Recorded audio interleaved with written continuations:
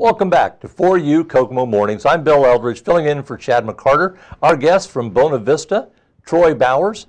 Troy, it's Disability Awareness Month. It is coming up very soon. March is Disability Awareness Month in Indiana, and it's coming up very, very quickly. And you have a whole plethora of things planned. We do. There's all kinds of things that happen. Of course, through Bona Vista, one of the things that we do through education is we go out and we talk about all kinds of different types of disabilities, and we do a lot of activities that show people what kind of disabilities would be like and what kind of barriers those individuals overcome with those different types of disabilities.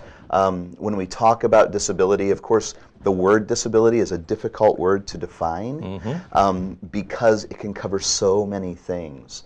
So the ADA has a specific definition for the word disability, and my definition I use for all ages, because we do this presentation for preschoolers all the way through to adults. Okay. So this is my definition of the word disability. All right. A disability is when some part of your body, either the outside or the inside, doesn't work the way it's supposed to work. It doesn't work the way it was designed to work, but that doesn't mean that that person can't do anything. Because what happens is people with all kinds of disabilities learn new ways of doing things and then practice those new ways to get good at them. And I actually have a visual that I can kind of share with you to show you this. All right, let's see it, yeah. So when I was 13 years old, I did not know how to do this. But when I was 14, I learned the pattern to 3-ball juggling. And there's actually a very simple pattern. Believe it or not, you can do this. I can? Everybody can do this. I don't Believe it think or so. not, I'm telling you, you can. All right. However, before you just do it, two things have to happen. Number one, you have to learn how to do it. And number two, you have to practice it. Now, there's something else that's very, very important in between there. You have to want to do it. Because if you don't care about it, if you don't want to do it, you're not going to put the time in that it takes to practice it. Kind of like learning computers. Exactly. With everything that we do, we learn how to do it and we have to practice it. So this is actually the breakdown of that entire pattern of 3-ball juggling. The entire thing is really only done with 2 balls, okay? This is the entire pattern of 3-ball juggling. So you start with 1 ball in each hand. Right. You throw 1 ball in the air. You let it get to its highest point or its peak. And just as it starts to fall, you throw the other ball. Just like this. That's it. That's the entire pattern to 3-ball juggling. It's a very, very simple pattern. Now the trick of it is, and here's where all the practice comes in order to do that with 3 balls, you have to be able to do that pattern with both of your hands. So if you start with your right hand the first time, the next time you have to start with your left hand. Your right hand. I see. Left hand, right hand, left hand, right hand, left hand. You see the empty hand on the side? That's where the 3rd ball is supposed to be. Pattern is exactly the same. Right hand, left hand, right hand, left hand, right hand, left hand. Just a little faster. Holy cow. Now, when I was 14 years old, I learned that pattern. But when I first learned that pattern, I was really, really bad at it. And it took me a long, long time to be able to get this down. It took me like 2 months to get this down. And I hear people say to me all the time, they say, well, you can juggle because you have such good hand-eye coordination. And I really don't have that good hand-eye coordination, right? And I tell those people, no, I don't. I am not the most coordinated person in the world. I have hurt myself so many times, it's not even funny. I have a bar and 9 screws in this leg. I'm not the most coordinated person in the world. But what I did have was a desire to want to learn how to juggle. I wanted to be able to do it. So I just kept practicing, and I just kept practicing. Finally, after 2 months of practicing, I had finally gotten that pattern down. And then I just kept doing it over and over and over again to get better and better and better at it.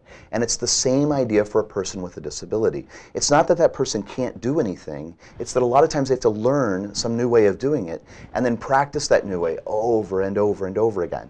And the thing that they're learning and practicing could be something that you and I take for granted, like tying our shoes. But if you had to tie your shoes using only 2 fingers instead of 2 hands, I guarantee it's going to take you longer to learn how to do it. Absolutely. I'm not saying that you can't do it, but it may take you a year or more in order to be able to manipulate the strings to be able to tie your shoes using only 2 fingers. And that's what Bona Vista helps to. And that's what we're doing every single day at Bona Vista. We are teaching people new ways of doing things, and we're practicing those new ways over and over and over again. So they can take them out into the world and very practical uses for many of the things, yes.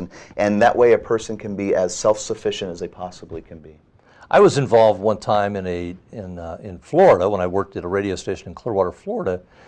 We got involved with Disabilities Month, and I used a wheelchair Sure. And I still have the scar here on this finger where I managed, when we played a wheelchair basketball game Yep. against, they had a world-class team, and I just happened to And you slice. tried to. Yeah, I tried to keep up with them, and I sliced my finger pretty good. But even with that wheelchair, by the end of the week, when I was using the wheelchair, I got to where I could use it. The more The you more I practice. practiced, the more I practiced, the more I practiced. Yeah. And you learned little things. Yep. You know, little things about how Pick to 'em up. lift and how to pick them up and move Right. and whatever. But I don't think we appreciate completely the world of that people with disabilities have to live in. Yeah. Well, when we talk about a person that has disabilities, we tend to talk about barriers that person has to overcome. And there are lots and lots and lots of different kinds of barriers. Most of them are physical types of barriers, okay? But with barriers, you can learn ways of dealing with those barriers and then practice those ways, or you can make adaptations to your environment in order to overcome a lot of those barriers. Widen doorways, create a ramp, use grab bars, different things like that. We can use devices to help us overcome barriers. Like if something is too high or something is too low, we can use a reacher device to help us to reach things. So with physical barriers, you can make all kinds of different adjustments and adaptations in order to do the things you want to do. But there's another type of barrier where you cannot do that. And that is, it's called attitude barriers. And with attitude barriers, it has to do with a person that has an attitude against someone who has a disability. And no matter how hard that person tries with the disability, they can't force that person to have a different attitude. The only way it's going to change is if that person becomes educated and they change that attitude on their own. And so that's what we talk a lot about with disability awareness is showing people things like what we refer to as person-first language, which is actually an entire way of thinking. Because when we think of a person who has a disability, we're thinking of the person first, just like I'm thinking of you as a person.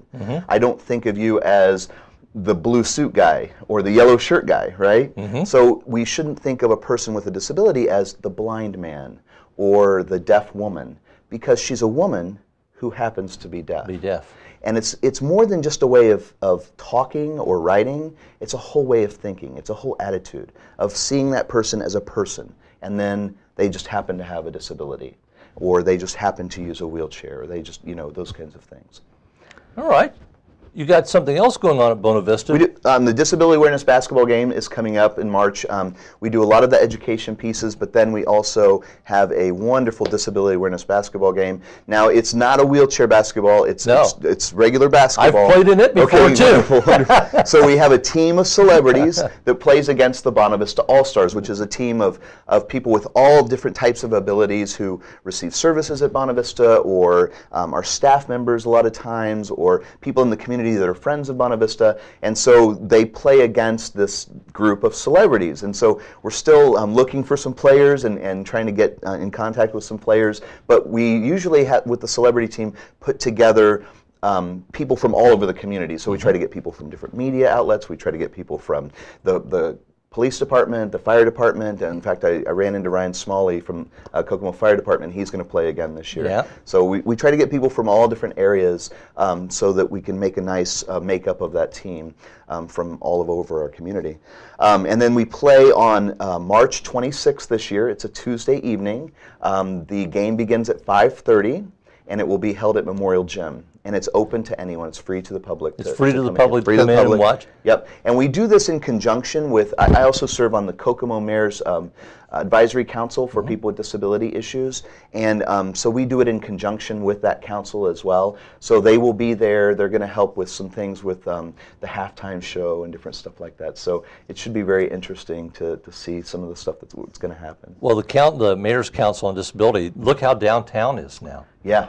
It's so, isn't that something? It's so nice for, you know, everything's wheelchair accessible, and we've made our downtown very friendly for disability. We have a lady on the council who is a lady who's blind, and she says that the cutouts and the bumps on the cutouts are really wonderful for her, because she knows when she's approaching the street, and it's much easier for her then to get to the different locations. She also uses a seeing eye dog, so she uses that dog. But for her, just with the guide dog alone, you don't always know when you're getting close to that location, whereas with the bumps and the textures, you feel where you're at. And you can tell where you're Jessica, we may volunteer you to be our Kokomo Perspective celebrity player. That would probably not be very good. Huh? You're not a basketball player?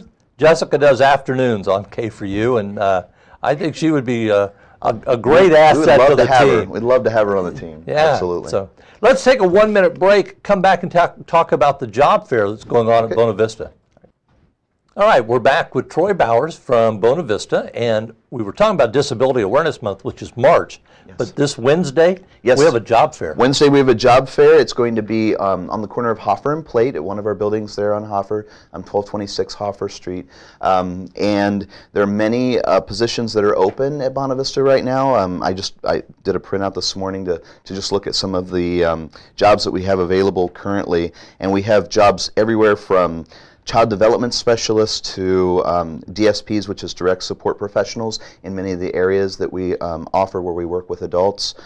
We also have some early Head Start positions available, janitorial position, therapist positions, occupational, physical, developmental therapies, production supervisors, production workers, so it's all over the gamut of different types of jobs that are available.